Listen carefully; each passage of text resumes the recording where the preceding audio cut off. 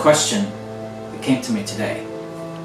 How would you know if you weren't really following the model that Christ has set before you? How would you know? I think that's a really good question. This is the problem of culture.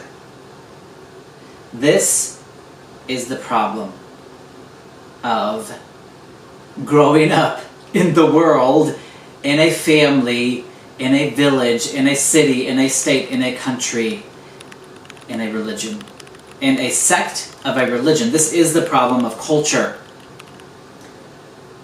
So, let me tell you a little bit about my story.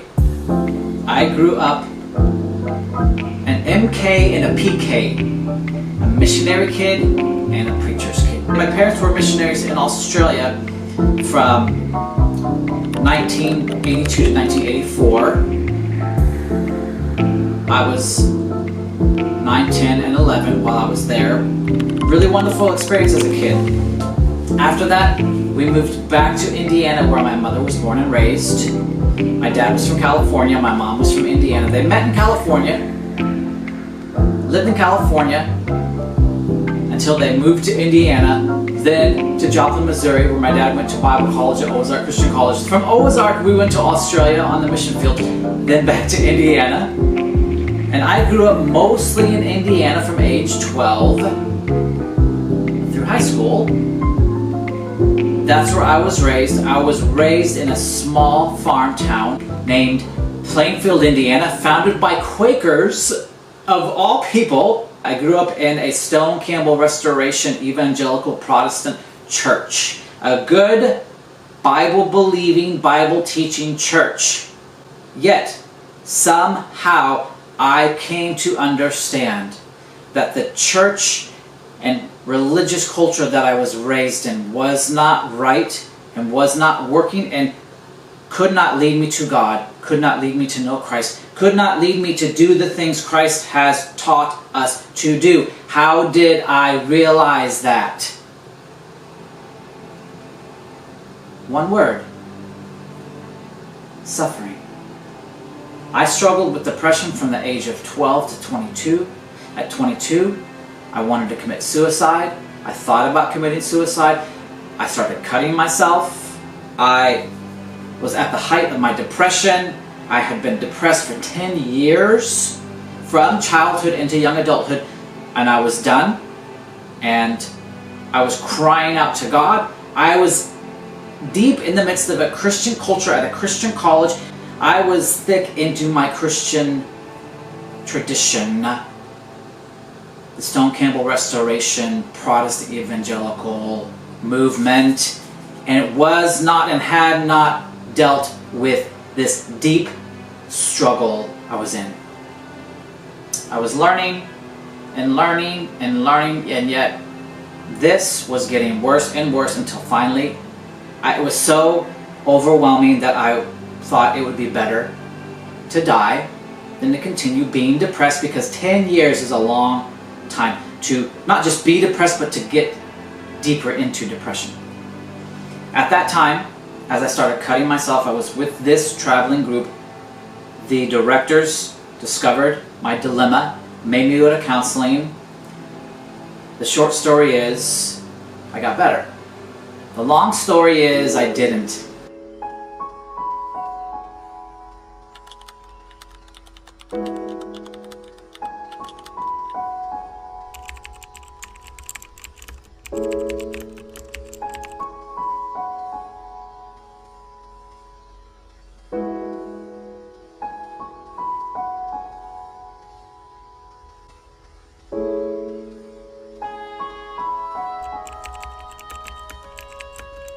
When I was 42, I had a breakdown. When I was 42, I fell off a cliff. I had a 3-day panic attack. Lifelong depression and anxiety reached an apex, and it crushed me.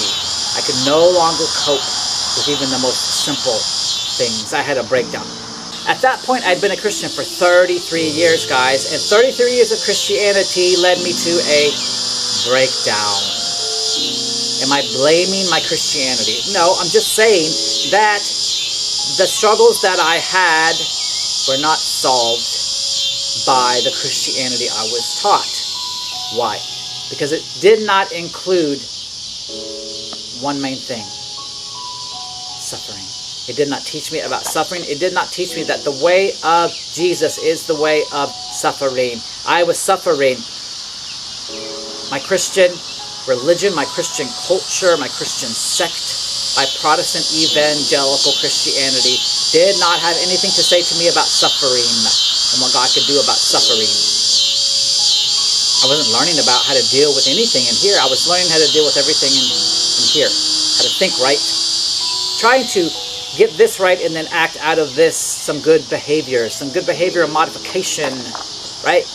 This was getting worse and worse and worse until finally a breakdown. My point is that the reason I began to question my Christianity was that it wasn't helping me come to know God, and it wasn't enabling God to do inner work in me to solve the core problem of brokenness. Sometimes we don't know anything more than what we know, but what we do know is when something is not working. How do you know when the church is not working? It starts with this. When things don't line up, guys, when you're doing the work but the work isn't working, that's when you come to a faith crisis, and this is what we call today deconstruction, but it is simply when this and this don't match. And that was my problem, was this was getting really good, this was getting worse. And eventually the dissidence became so great, my life exploded. I fell apart. A 3-day panic attack, all of a sudden I was struggling with these internal things, anxiety, depression, that had been hidden and had never been resolved, and it actually going worse. But now they were in front of me, and now I couldn't ignore them. And now all of a sudden, it was debilitating. I couldn't get out of bed for almost a week after my breakdown. The last 8 years, I've been in the desert with Jesus, which has been me learning the way of suffering and learning that it is through suffering that Jesus truly refines me.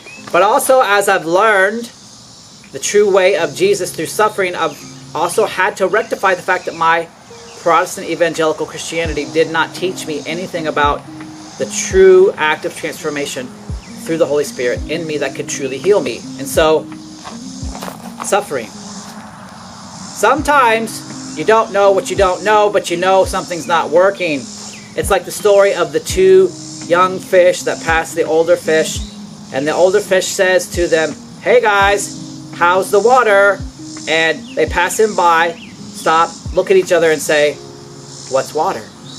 That's culture, guys. Culture is the air we breathe, the water that surrounds us, yet we don't see it, we don't know it, we don't think about it. We just think this is the way things are, this is the way the world works, this is the way to understand the world, this is the way I work, yet we don't realize that we have a particular view of the world and ourselves in it. We've been handed a view.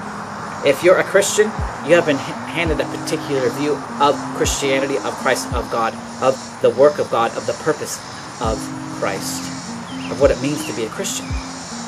Is it working? How do you know? Are you truly growing into the character of Christ?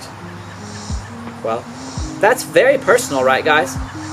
Okay, so also in your local congregation, are the people around you growing closer and more into the character of Christ? Are they growing more loving, kind, patient, good, faithful, gentle, self-controlled? Are they teaching you to do that? If they're just teaching you this and not transforming this, or if they're just teaching you this and not helping you be transformed in this, then your church isn't working. Your church isn't doing the primary work Jesus has called the church to do, which is to build people up in Christ. The problem with culture, guys, is that we don't know we're in it. Air we breathe, water we swim in, don't know we're in it. You are not in Christianity. You're in a sect of Christianity. It's like a leaf on a twig, on a limb, on a branch, on a trunk, on a tree. There's a lot between you and Jesus. There's a lot between the 21st century and the first century.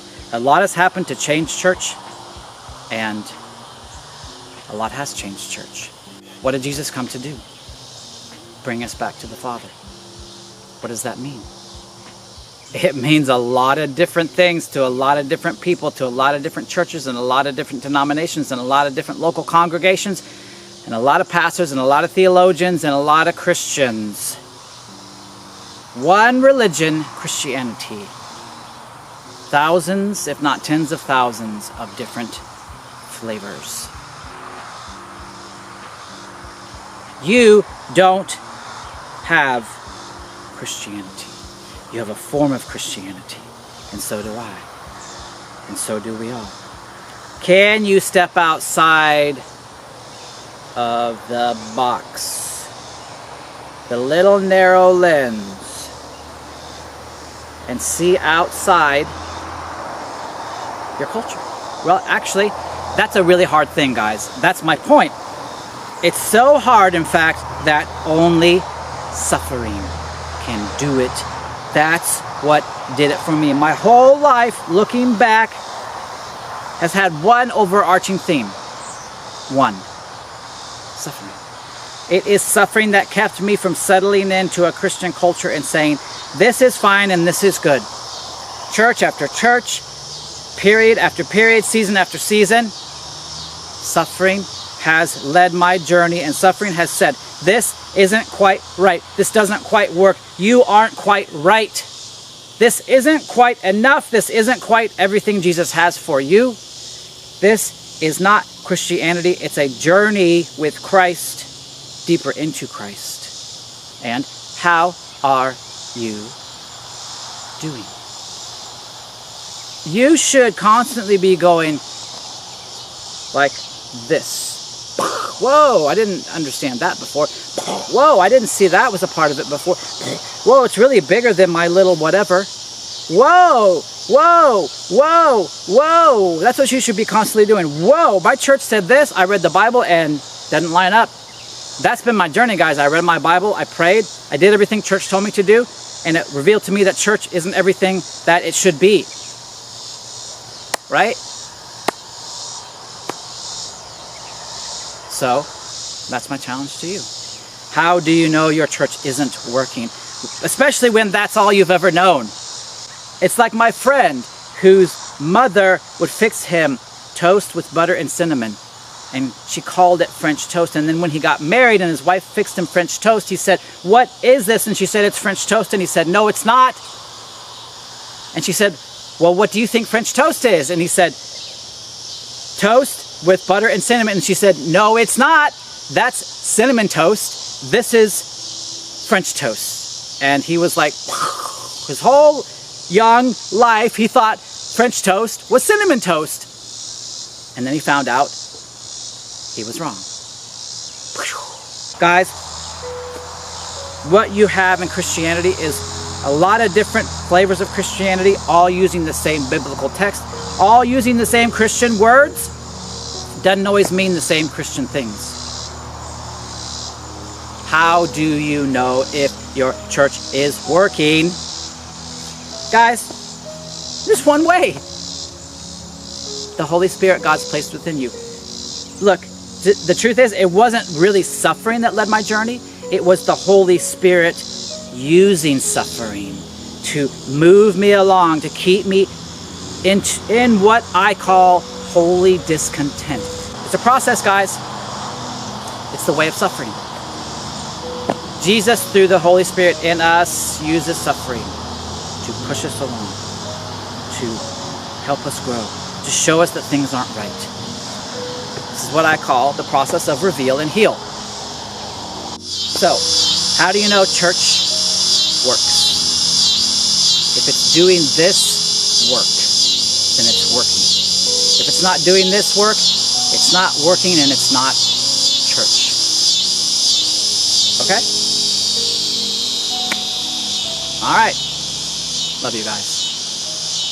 See ya.